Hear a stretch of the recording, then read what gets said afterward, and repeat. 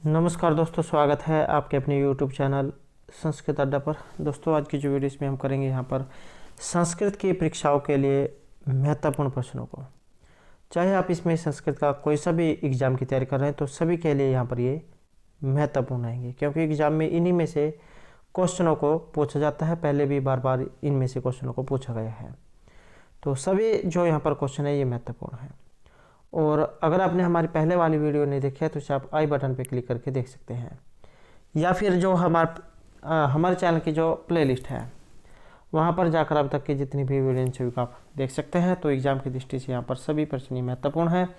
और वीडियो शुरू करने से पहले अगर आपने अभी तक हमारे चैनल को सब्सक्राइब नहीं किया तो सब्सक्राइब कर ले और साथ में जो ये घंटी वाला आइकन है इसे जरूर दबाएं, जिससे जब आपको हमारे आने वाली जो वीडियो उसकी नोटिफिकेशन मिलती रहेगी। और दोस्तों, वीडियो को लाइक, कमेंट और शेयर जरूर कीजिएगा और हमारे साथ अंत तक बने रहिएगा। और आप हमारा जो दूसरा चैनल है रीडिंग लवर्स के नाम से, इसे भी सब्सक्राइब कर सकते हैं, क्योंकि हम जो है वहाँ पर भी महत्वपूर्ण न्यूज़ अपडेट डालते रहते हैं। तो महत्वपूर्ण न्यूज़ अपडेट को देखने के लिए आप हमारे चैनल को सब्सक्राइब जरूर कीजिएगा। तो हमारा जो यहाँ पर पहला क्वेश्चन आया है, गंगायाम घोष है, गंगा में घर है, इत्यस्मिन् वाक्य प्रयोजनम प्रत्यय। यहाँ पर प्रयोजन पूछा गया है, इसमें प्रयोजन कौन सा है? लक्षणाया, व्यंजनाया, तात्प्रवृत्तिया या उपयुक्ता भी सर्वाभि। तो इनमें से कौन सा या फिर ये जो ये तीनों हैं। तो सबसे पहले जान लेते हैं यहाँ पर इनके बारे में, शब्दवृत्तियाँ होती कितनी हैं। आचार्य जो मम्मट है उन्होंने 3 प्रकार के इनके भेद किए हैं, अभिधा, लक्षणा और व्यंजना। और व्यंजना के भेद से शब्द शक्तियों के भी 3 भेद माने गए हैं। काव्य में वाचक, लाक्षणिक और व्यंजक के भेद से 3 प्रकार के शब्द माने गए हैं। और उनके आगे वाच्य, लक्ष्य और व्यंग्य, ये 3 प्रकार के अर्थ और हो जाते हैं। तो जैसे यहाँ पर आया, ये जो उदाहरण आया है, गंगायाम घोष है, गंगा में घर है। इसमें आपने एक जो है, इसमें जो श्लोक जो है सुन रखा होगा, इसका अर्थ मुख्यार्थ बाधे तदयुक्त तो यह अन्य अर्थ है प्रतीयते रूढ़े प्रयोजन द्वावसो लक्षणा शक्तिरर्पिता। तो इस प्रकार का आपने जो यहाँ पर इसमें ये अर्थ सुन रखा होगा कि मुख्यार्थ का बाद होने पर और उस मुख्य अर्थ से युक्त रूढ़ि अथवा प्रयोजन से जिसके द्वारा अन्य अर्थ की प्रतीति होती है उसे लक्षण कहा जाता है। और यह शक्ति अर्पित अथवा कल्पित गौण होती है। इस कार्यक्रम में लक्षण के 4 कारण बताए गए हैं। मुख्यार्थ का बाद होकर उसके साथ लक्ष्यार्थ का संबंध एवं रूढ़ि और प्रयोजन। इनमें से जो प्रथम 2 ये सबसे ज़्यादा आवश्यक माने गए हैं, और पिछले 2 जो है इसमें से किसी एक रूढ़ि या प्रयोजन का होना आवश्यक होता है। जैसे यहाँ पर उदाहरण आया है, गंगायाम घोष है। इस उदाहरण में गंगा का अर्थ जल की धारा और घोष का अर्थ अभिरपल्ली घोषियों की बस्ती माना गया है।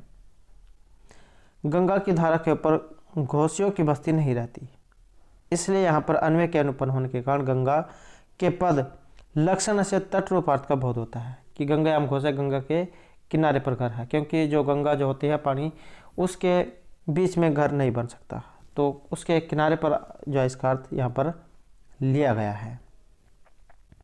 या फिर जो एक और उदाहरण लिया जाता है, क्लिंग साहसी का है।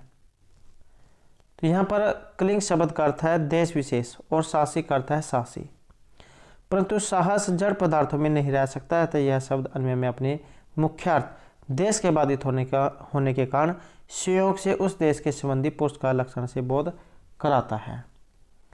तो इस प्रकार जो यहाँ पर मुख्यार्थ का बाद होकर जाइए आप अपने अर्थ इसका लगाना है। जैसे गंगायाम घोष से गंगा के किनारे पर घर है, या फिर कलिंग साहस है, साहसिका की कलिंग देश के व्यक्ति साहसी होते हैं। तो यहाँ पर इसमें जो प्रयोजन है ये कौन सा है? तो यहाँ पर लक्षणा जो है इसका यहाँ पर ये प्रयोजन रहेगा। अगला क्वेश्चन है पर गौरवाहिका इत्यत्र मम्मट दृष्टिया कीदृशी लक्षण अस्ति। मम्मट के अनुसार यहाँ पर किस प्रकार की लक्षणा है। तो यहाँ पर लक्षण मानी गई है ऑप्शन सी। तो गौणिसारोपा लक्षणा यहाँ पर इसमें मानी गई है।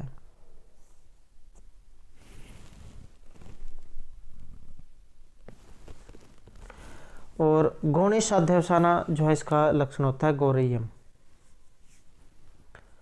शुद्धा सारोपा जो है इसका लक्षण है आयुर्घृतम। गौणी सारोपा का लक्षण है गौरवाहिका और शुद्धा साध्यवसाना लक्षण जो है इसका लक्षण है आयुर्वेदम।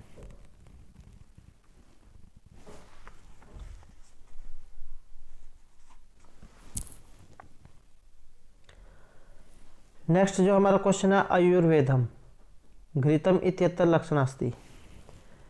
तो इसमें यहाँ पर लक्षण कौन सी है।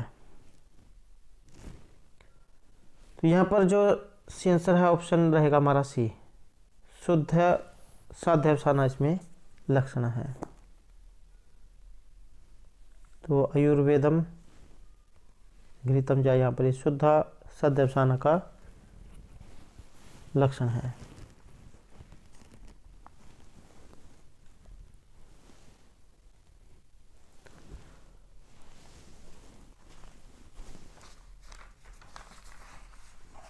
नेक्स्ट जो हमारा क्वेश्चन है परोक्ति भेद के श्लिष्टे इति लक्षणम अस्ति।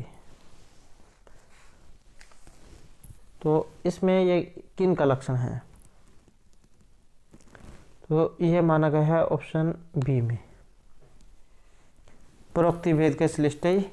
तो समासोक्ति जो अलंकार है उसका यहाँ पर लक्षण है कि प्रकृत अर्थ के प्रतिपादक वाक्य के द्वारा श्लेषयुक्त विशेषणों के प्रभाव से न कि विशेषण के सामर्थ्य से। तो जो अप्रकृत अर्थ का कथन है वह समास से अर्थात संक्षेप से कथन होने से यहाँ पर समास उक्ति जो है इसमें अलंकार ये माना गया है।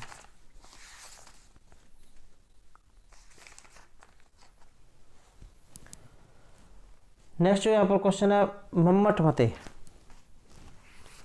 मध्यम काव्यम भवति। जो आचार्य मम्मट जो उन्होंने काव्य के जो भेद है इसे 3 प्रकार का बताया है, 3 रूपों में प्रतिपादित किया है। उत्तम काव्यम, मध्यम काव्यम और निम्न काव्यम।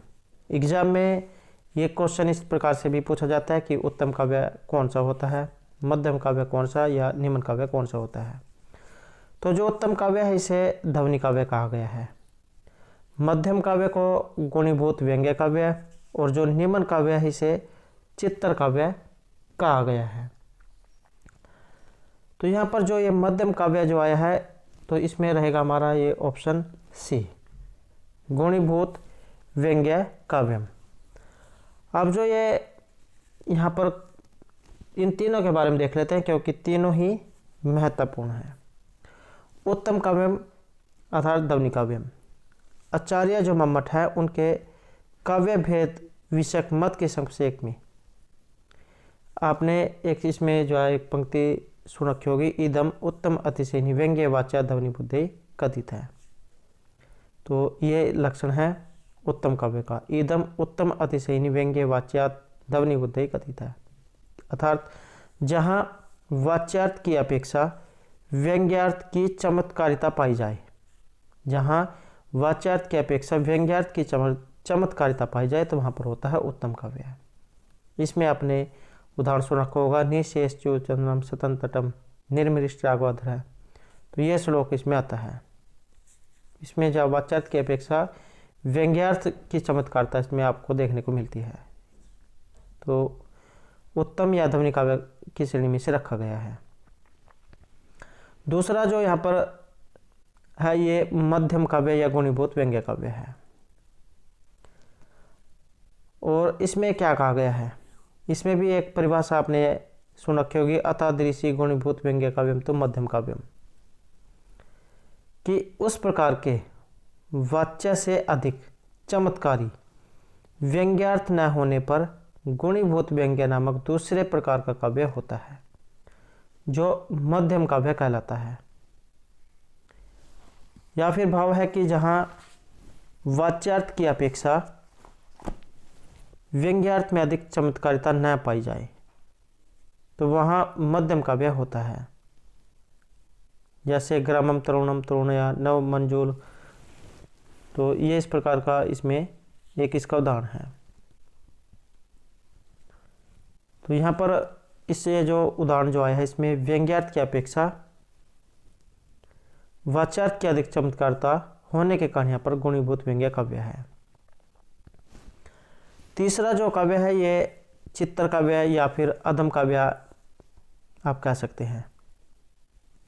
शबद चित्रम वाच्य चित्रम व्यंग्यम तवरम समृतम। व्यंग्यार्थ से रहित शबचित्तर तथा अर्थ चित्तर से अधम काव्य दो प्रकार का माना गया है।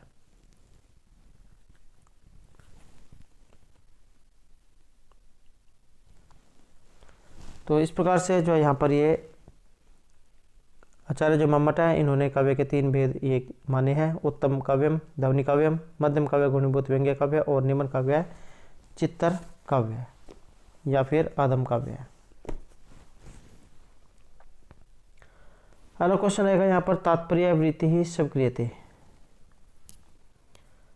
यहाँ पर रहेगा ऑप्शन सी अभितानी अन्वयवादी भी। तो तात्पर्य जो वृत्ति है इसको अभितानी जो वादी है इनके द्वारा स्वीकार किया गया है। और काव्य में वाचक लाक्षणिक और व्यंजक के भेद से शब्द तीन प्रकार के माने गए हैं। लेकिन जो मीमांसक कुमारिल भट्ट जो है उनके अनुयायी के मत में तीन प्रकार के वाच्यार्थों के अतिरिक्त चौथे प्रकार का तात्पर्य भी यहाँ पर माना गया है। तो अभितानी अन्वयवादी जो है उनके द्वारा तात्पर्य वृत्ति यहाँ पर स्वीकार इसमें की गई है। नेक्स्ट आएगा साक्षात संकेतित अर्थ बोधिका शब्द शक्ति क्या। साक्षात संकेतित अर्थ का बोध कराने वाली जो शब्द शक्ति है ये कौन सी होती है।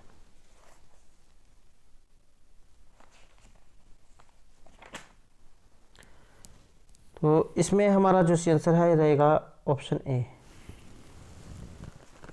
अभिधा जो शक्ति है उसे यहाँ पर माना गया है। साक्षात संकेतित अर्थ बोधिका शब्द शक्ति अभिधा अर्थात साक्षात संकेतित अर्थ अर्थात मुख्यार्थ या फिर वाच्यार्थ को प्रकट करने वाली जो शब्द शक्ति है ये अभिधा शक्ति कहलाती है।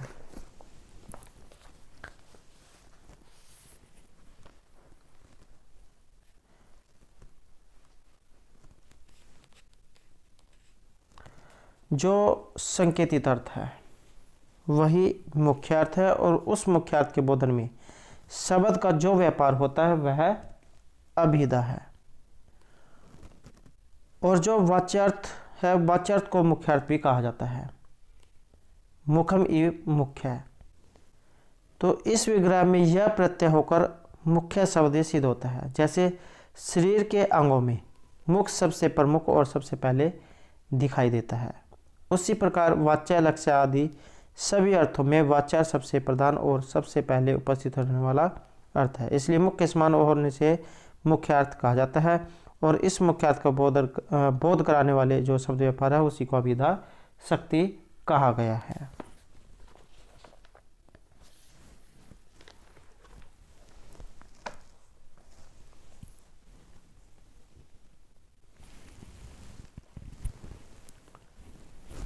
नेक्स्ट जो क्वेश्चन है शब्द अर्थ और शक्ति का।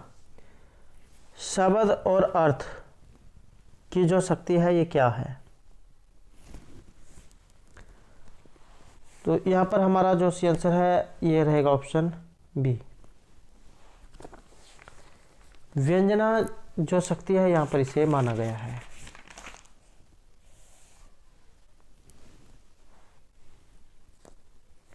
और ये क्या होती है।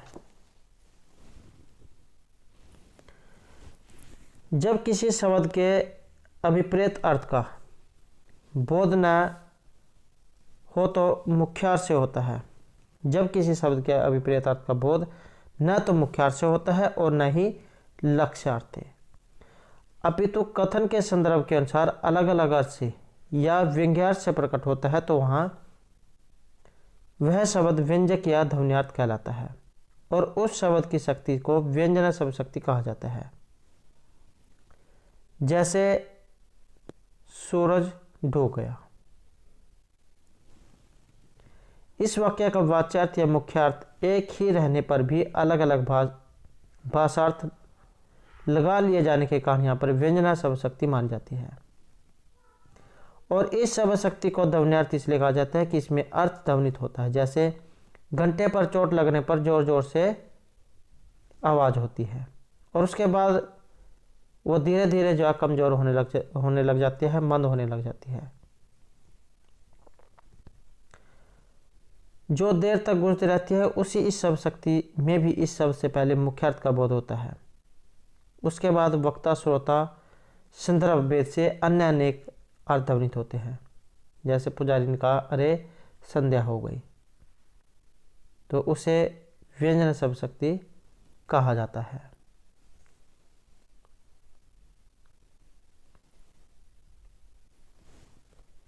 व्यंजना के अगर एग्जाम में भेद आ जाए तो दो भेद इसके माने गए, शाब्दी और आरती। शाब्दी जो व्यंजना है इसके आगे फिर दो भेद हो जाते हैं, अभिधम मूला लक्षण मूला। अभिधम मूला का उदाहरण है सहसंक चक्रोहरि और लक्षण मूला का उदाहरण ही शेष चूचनम स्वतंत्र मूला। और जो आर्थी व्यंजन है इसके आगे तीन भेद हो जाते हैं, वाच्य लक्ष्य और व्यंग्य।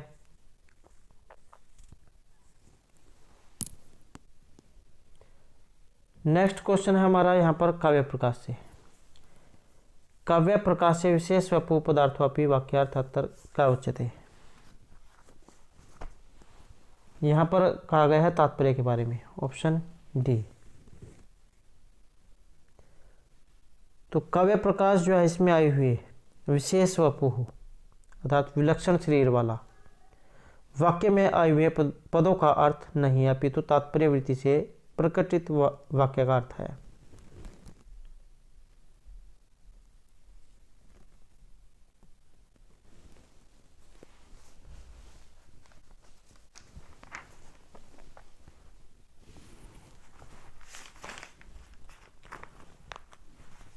नेक्स्ट जो क्वेश्चन है, काव्य प्रकाश में उद्धृत सब छंद उच्छ्लद। तो इस प्रकार का यहाँ पर एक ये श्लोक लिया गया है।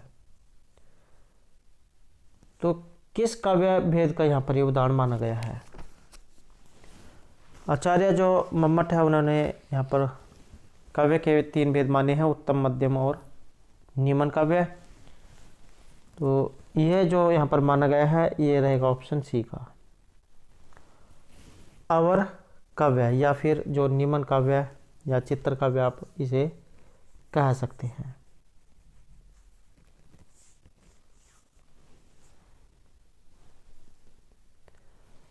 नेक्स्ट यहाँ पर रहेगा मम्मट के काव्य लक्षण में तत् शब्द का क्या अर्थ है।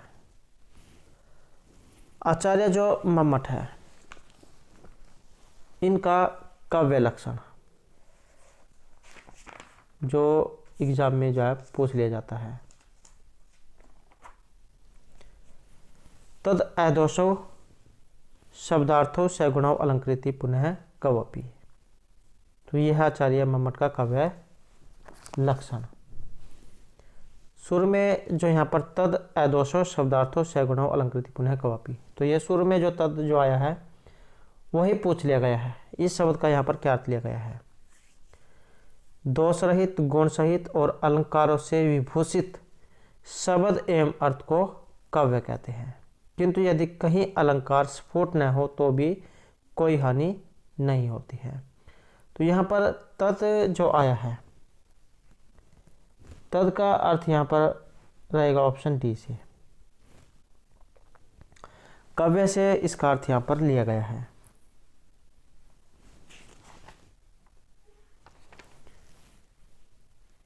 कि दोष रहित, गुण सहित और अलंकारों से विभूषित शब्द एवं अर्थ को काव्य कहते हैं। तो काव्य इसका अर्थ यहाँ पर लिया गया है। नेक्स्ट है, मम्मट के अनुसार उत्तम काव्य क्या होता है। आचार्य जो मम्मट जो है, इन्होंने 3 प्रकार के जो काव्य माने थे, उत्तम, मध्यम और निमन, आवर या फिर चित्र काव्य। तो उत्तम काव्य यहाँ पर क्या होता है। उत्तम जो काव्य है इसे माना गया यहाँ पर ध्वनि काव्य है, इसमें रहेगा ये ऑप्शन डी।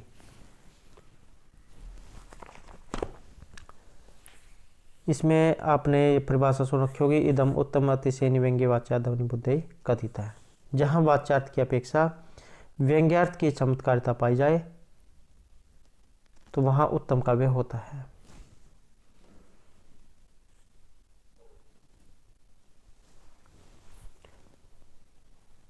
नेक्स्ट जो क्वेश्चन है यहाँ पर, राम रावणी और युद्धम, राम रावणी और ईव में अलंकार कौन सा है। यहाँ पर जो माना गया है हमारा ये रहेगा ऑप्शन ए, अनन्वय जो अलंकार है इसमें माना गया है। इसका लक्षण उपमान उपमेतव्य एकस्य ए वाक्य के अनन्वय है।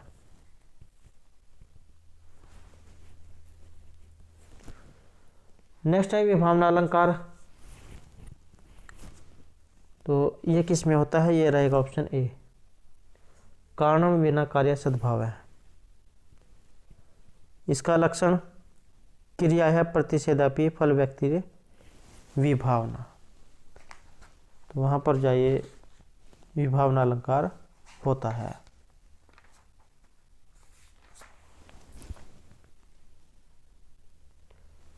नेक्स्ट है, तर्क भाषा संग्रह अनुसार पदार्थ कति संति।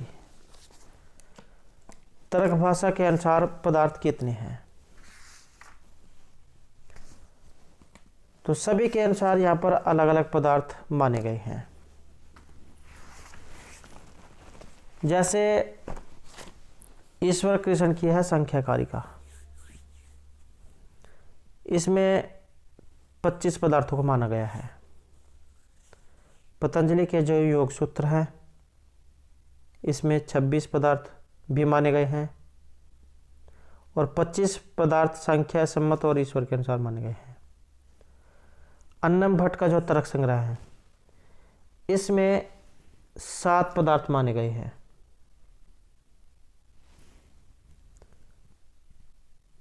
और जो केशव मिश्र जो है इनकी तर्क भाषा, इसमें 6 पदार्थ माने गए हैं। सदानंद का जो वेदांत सार है इसमें 2 पदार्थ माने गए हैं, ब्रह्म और अविद्या। तो यहाँ पर जो तर्क संग्रह है इसके रचित एग्जाम में अगर आ जाए, अन्नम भट्ट जो है इनके द्वारा रचित है तर्क संग्रह है। और इसमें जो पदार्थ जो है इनकी संख्या रहेगी ऑप्शन ए, 7 पदार्थ इसमें माने गए हैं। और ये 7 पदार्थ कौन कौन से होते हैं। द्रव्य गुण कर्म सामान्य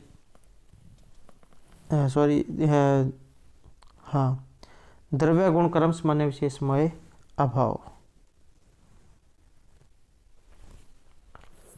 तो ये जो है यहाँ पर 7 जो पदार्थ जो है ये माने गए हैं। और इन्हीं 7 पदार्थों से आगे इनके अलग अलग प्रकार हो जाते हैं। जैसे द्रव्य गुण कर्म सामान्य विशेषमय अभाव, ये 7 पदार्थ हैं। तो द्रव्य कितने हैं या द्रव्य क्या होते हैं। जो गुण तथा कर्म का आश्रय हो तथा अपने कार्य का समय कारण हो, अर्थात उपादान कारण हो। गुण और कर्म बिना किसी वस्तु या आधार के नहीं रह सकते और इसका आधार ही द्रव्य कहलाता है। गुण तो सभी द्रव्य में रहते हैं लेकिन कर्म सिर्फ सीम द्रव्य में रहते हैं, क्योंकि कर्म के लिए स्थान की आवश्यकता होती है। और जो ससीम द्रव्य को ही उपलब्ध है, असीम द्रव्य को नहीं। द्रव्य जो है यहाँ पर 9 माने गए हैं, तो ये आपने जरूर याद रखना है। द्रव्य की संख्या मानी गई है 9। पृथ्वी, तेज, जल, वायु, आकाश, काल, दिक्, आत्मा और मन। तो ये 9 पदार्थ हैं। ये है 9 द्रव्य। और गुण क्या होता है या कितने होते हैं? गुण वह है जो द्रव्य में रहता है परंतु जिसमें गुण और क्रम नहीं रहते, अर्थात द्रव्य और क्रम से भिन्न होकर जिसमें सामान्य रहता है उसे गुण कहते हैं। गुण जो है इनकी संख्या मानी गई है 24। रूप, रस, गंध, स्पर्श, संख्या, परिमाण, पृथकत्व, संयोग, विभाग, परत्व, अपरत्व, गुरुत्व, द्रवत्व, स्नेह, शब्द, बुद्धि, सुख दुख, इच्छा, द्वेष, प्रयत्न, धर्म, अधर्म और संस्कार। कर्मों की अगर बात करें क्या होते हैं, तो गुण के समान कर्म भी द्रव्य पर आश्रित रहने वाला धर्म है और यह गुण से भिन्न है। यह वस्तुओं के संयोग और वियोग का कारण है। कर्म मूर्त द्रव्य में ही रहता है, विभू द्रव्यों में नहीं। और कर्म चाहे इनकी संख्या मानी गई है 5। उत्क्षेपण, अपक्षेपण, आकुंचन, प्रसारण और गमन। उत्क्षेपण का अर्थ होता है ऊपर की ओर फेंकना, अपक्षेपण मतलब नीचे की ओर फेंकना, आकुंचन होता है सिकोड़ना, प्रसारण होता है फैलाना और गमन होता है चलना। सामान्य कितने होते हैं या क्या होता है सामान्य? सामान्य को जाति भी कहा गया है और सामान्य को नित्य, एक और अनेक अनुगत माना गया है।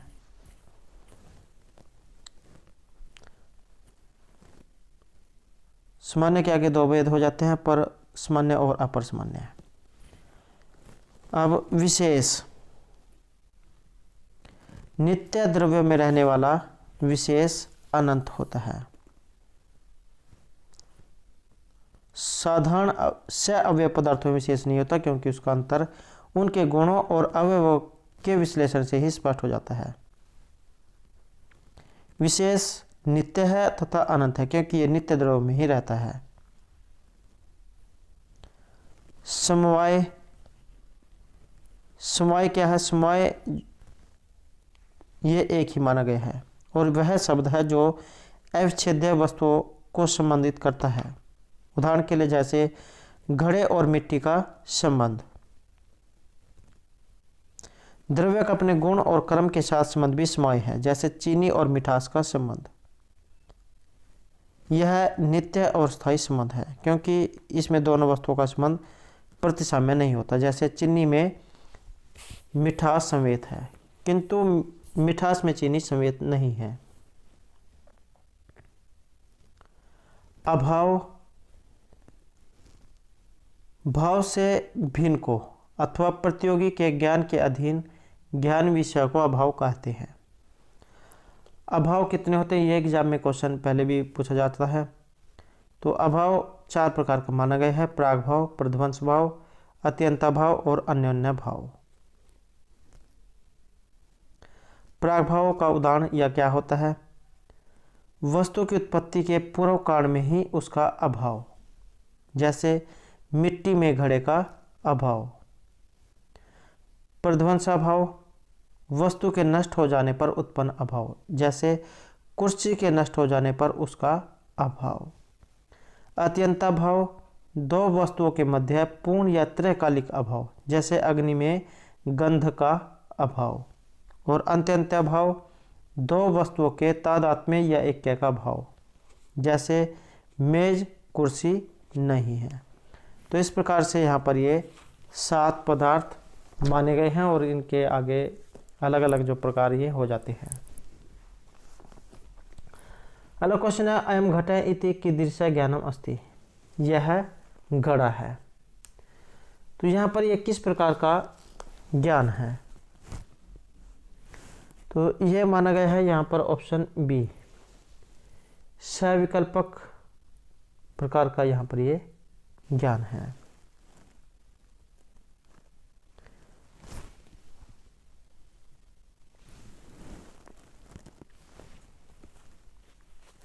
साक्षात्कार करने वाली जो परमा है, साक्षात्कार करने वाली जो परमा है उसका कारण प्रत्यक्ष कहलाता है और साक्षात्कार करने वाली वही परमा वह जो इंद्र से उत्पन्न होती है। सविकल्पक और निर्विकल्पक के भेद से यह दो प्रकार की मानी गई है।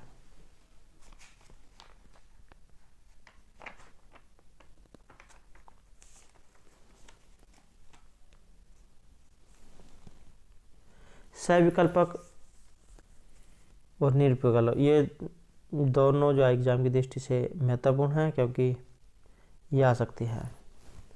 अगला क्वेश्चन है यहाँ पर, तर्क भाषागत परमा किम स्वरूपास्ति। परमा पूछा गया है, यहाँ पर क्या है? यहाँ पर रहेगा ऑप्शन डी हमारा, यथार्थ अनुभव है परमा। यथार्थ ज्ञान को परमा कहा जाता है। और परमा ये चार प्रकार की होती है, प्रत्यक्ष, अनुमिति, शब्द और उपमिति। परमा की प्राप्ति जिस माध्यम से होती है या जिस माध्यम के द्वारा होती है उसे प्रमाण कहा जाता है। और प्रमाण के भी चार प्रकार माने गए हैं, प्रत्यक्ष, अनुमान, शब्द और उपमान।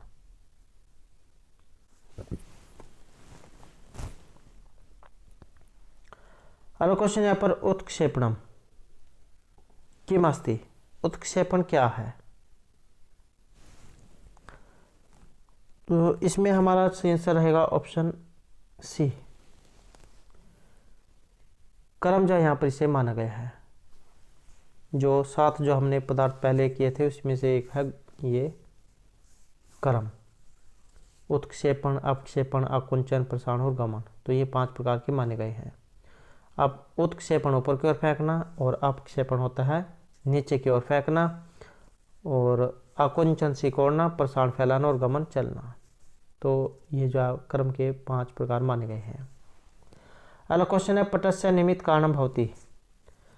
पट जो है इसका अर्थात कपड़ा जो इसका निमित्त कारण, इसमें क्या माना गया है? तो ये माना गया है यहाँ पर ऑप्शन डी, तोरी को।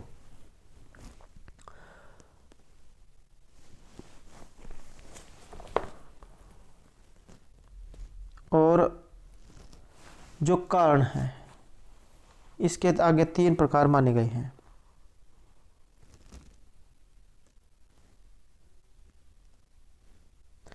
या सबसे पहले जान लेते हैं कि कारण क्या होता है। कारण की अनेक विशेषताएं मानी गई हैं।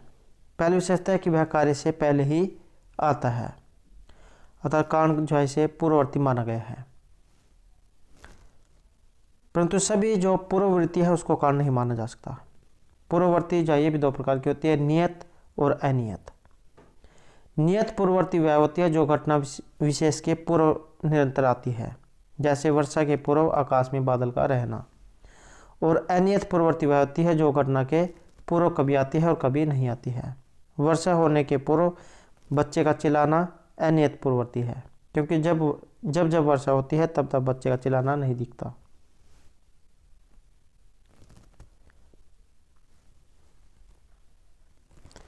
बात करें यहाँ पर इसके कारणों की, 3 प्रकार के कारण यहाँ पर माने गए हैं, उपादान, असमय और निमित्त कारण। समय या उपादान कारण क्या होता है? ये उस द्रव्य को कहा जाता है जिसके द्वारा कार्य का निर्माण होता है। जैसे मिट्टी घड़े का उपादान कारण है, सूत कपड़े का उपादान कारण है। उपादान कारण जो है इसे समय कारण कहा जाता है। दूसरा असमय कारण उस गुण या कर्म को कहा जाता है जो उपादान कारण में समवेत रहकर कार्य की उत्पत्ति में सहायक होता है। जैसे कपड़े का निर्माण सूत के संयोग से होता है, और यही सूतों का संयोग कपड़े का असमय कारण है। तीसरा निमित्त कारण उस कारण को ये कहा जाता है जो द्रव्य से कार्य उत्पन्न करने में सहायक होता है। जैसे कुम्भकार जो होता है, कुम्हार, वो मिट्टी से घड़े का निर्माण करता है, इसलिए जो है कुम्भकार ही घड़े का निमित्त कारण है। इसी प्रकार जुलाहा सूत से कपड़े का निर्माण करता है, इसलिए जुलाहा भी कपड़े का निमित्त कारण है। तो कारण जो ये 3 प्रकार के माने गए हैं। नेक्स्ट जो यहाँ पर क्वेश्चन है, सुषुप्तवत् जागृति और न पश्यति इति कस्य स्वभाव है। तो ये जो यहाँ पर स्वभाव जो है माना गया है ऑप्शन बी का, जीवन मुक्त का ये यहाँ पर उदाहरण है। और जो शंकर जो उनके अनुसार मुक्ति के दो प्रकार माने गए हैं, जीवन मुक्ति और विधेय मुक्ति। शरीर धारण करते हुए मोक्ष पाना ही जीवन मुक्ति है। यह मोक्ष प्राप्ति के बाद तुरंत शरीर नष्ट नहीं होता और शरीर का निर्माण संचित कर्मों के फल से होता है। जब तक इन कर्मों का फल भोग नहीं लिया जाता तब तक शरीर विद्यमान रहता है। शंकर जो है इनके इस कथन को एक उपमान के द्वारा समझाया गया है। जैसे दंड के द्वारा चाक में शक्ति बढ़ दी जाती है और इसी के फलस्वरूप चाक चलता रहता है। जैसे आप चाक जो है चक्कर उसे एक बार घुमा देते हैं तो वो बहुत समय तक चलता रहता है, जब तक दंड द्वारा दी गई शक्ति उसे पूर्णतः समाप्त नहीं हो जाती। इसी प्रकार मृत्यु के बाद भी शरीर तब तक विद्यमान रहता है जब तक संचित कर्मों का फल पूर्णतः समाप्त नहीं हो जाता। तो यही जीवन मुक्ति है।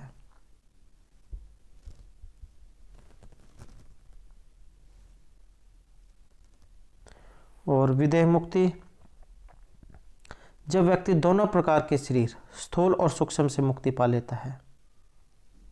यह मृत्यु के बाद व्यक्ति को शरीर सदा के लिए त्याग देना पड़ता है। उसे पुनः शरीर धारण करने और जन्म मरण के चक्कर में पड़ने की आवश्यकता नहीं पड़ती। तो यह है विदेह मुक्ति और इस अवस्था में व्यक्ति असीम आनंद का अनुभव करता है।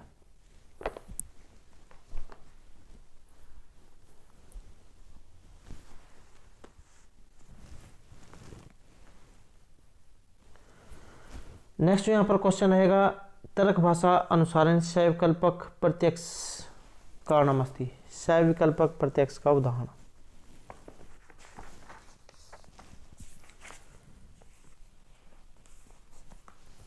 तो इसका जो यहाँ पर उदाहरण है यह रहेगा ऑप्शन बी में। इंद्रियार्थ सन्निकर्ष जो है इसका यहाँ पर ये उदाहरण है।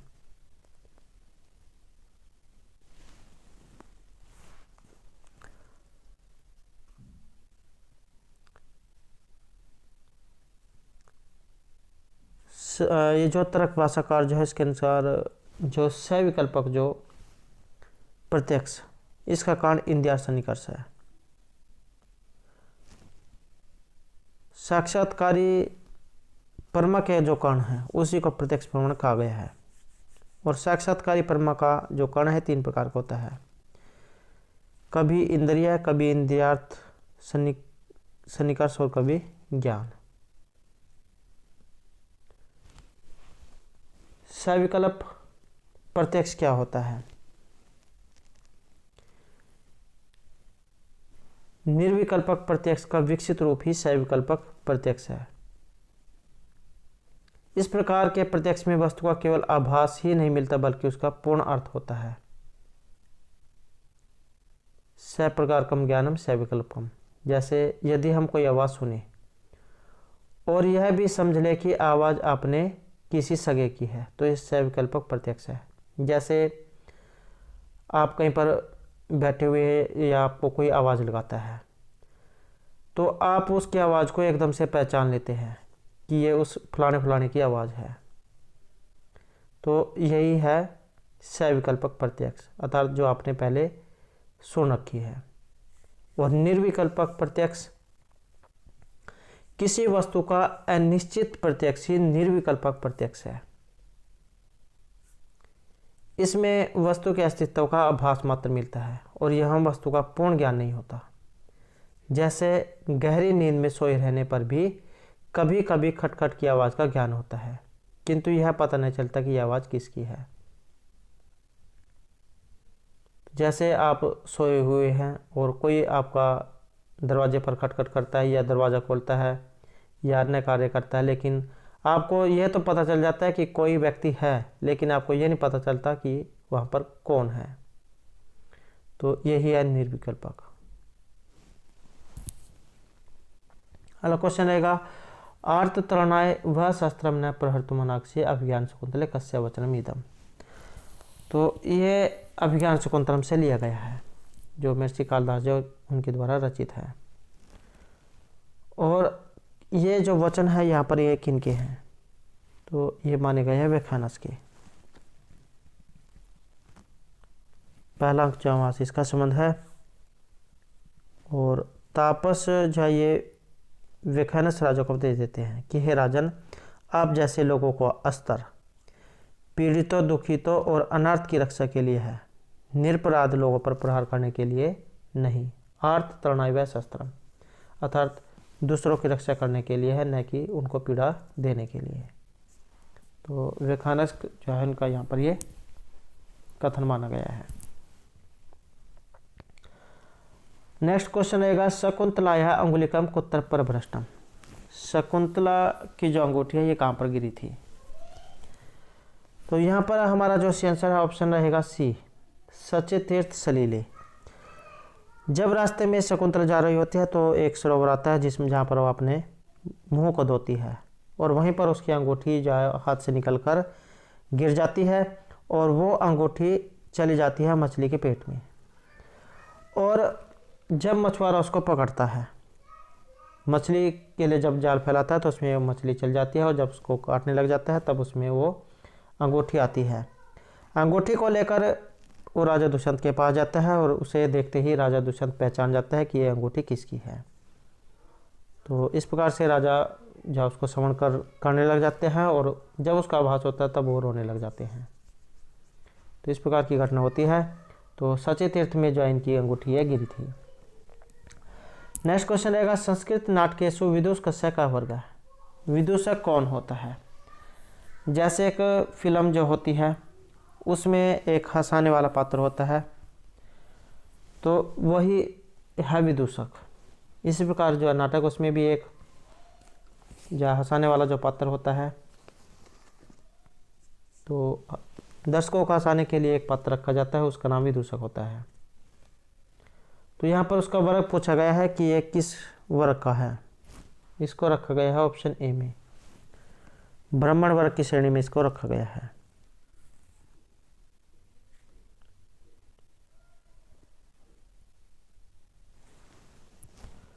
अगला क्वेश्चन रहेगा संख्या मते अंतःकरण अस्ति। संख्या जो मत है इसमें अंतःकरण इसमें माना गया है ये 3 प्रकार का, ऑप्शन सी, बुद्धि, अहंकार और मन। तो ये माना गया है 3 प्रकार का।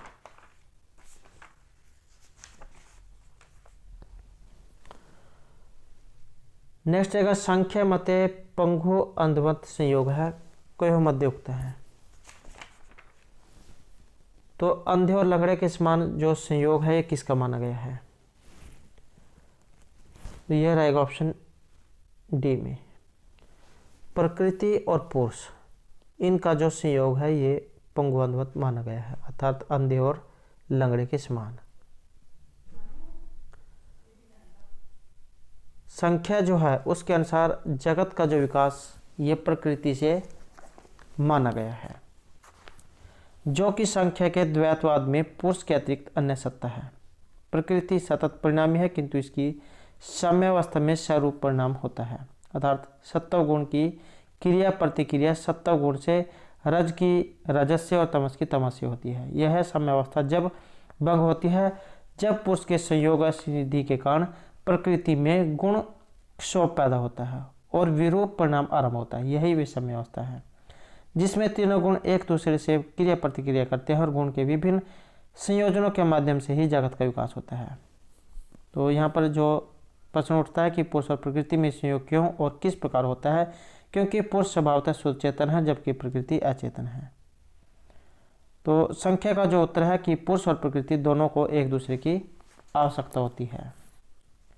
पुरुष चेतन किंतु निष्क्रिय है जबकि प्रकृति अचेतन किंतु सक्रिय है।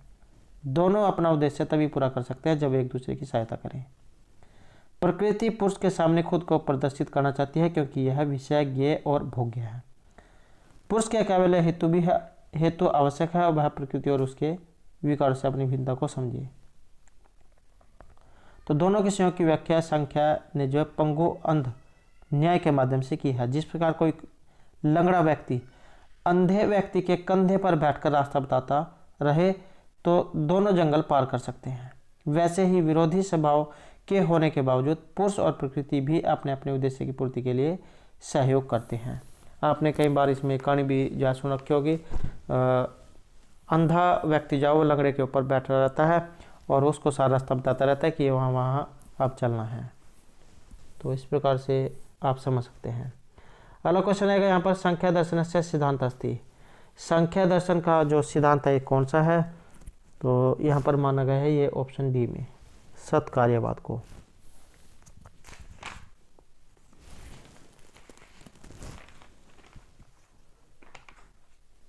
और इसमें अगर हम देखें, संख्या दर्शन सत्कार्यवाद का समर्थक है और सत्कार्यवाद का जो अर्थ है कि कार्य कारण में सत है, अर्थात कार्य न तो कोई नवीन वस्तु है न ही कोई नया आरंभ, बल्कि वह कारण की ही बदली हुई अवस्था है। और इस परिवर्तन को नया आरंभ कहने के स्थान पर कारण की व्यक्त अवस्था कहना उचित है, अर्थात कारण में कार्य पहले अव्यक्त था और अब व्यक्त हो गया है। इसमें एक कारिका दी गई है, असत् कारणात् उपादान ग्रहणात् सर्वसंभवात् शक्तस्य शक्य कारणात् कारण भावात् सत्कार्यम्। नेक्स्ट है संख्या से मूल सिद्धांत अस्ति। संख्या जो है इसका मूल सिद्धांत क्या है? इसका मूल सिद्धांत जो माना गया है ये रहेगा ऑप्शन बी में, प्रकृति पुरुष विवेक का होना।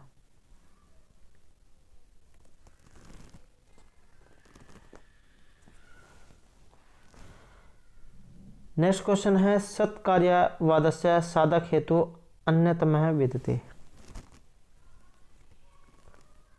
इसमें माना गया है ये ऑप्शन बी को, उपादान ग्रहण को। सत्कार्यवादस्य साधक हेतु सो उपादान ग्रहणम विद्यते। सत्कार्यवाद के साधक हेतु में उपादान ग्रहण की गणना की जाती है। उपादान ग्रहण से तात्पर्य किसी कार्य की उत्पत्ति किसी उपयुक्त कारण से हो सकती है, जैसे तिल से तेल, दूध से दही। तो इस प्रकार से यहाँ पर कार्य अपने उपयुक्त कारण में पहले से ही विद्यमान रहता है। नेक्स्ट आएगा, सरस्वती श्रुति महति महेताम इति केनुक्तम। इस प्रकार की जो उक्ति है ये किनके द्वारा कही गई है, कहाँ से ये ली गई है? इसका संबंध माना गया है यहाँ पर महर्षि कालिदास से। तो इनके द्वारा जो रचित अभिज्ञान शाकुंतलम वहाँ से ये ली गई है और भरतवाक्य के अंतर्गत ही आई है कि ज्ञान घरिष्ठ कवियों की वाणी का पूर्ण साक्षात्कार हो, सर्वशक्तिमान शंभु शिव मेरे पुनर्जन्म को निवृत्त कर दे।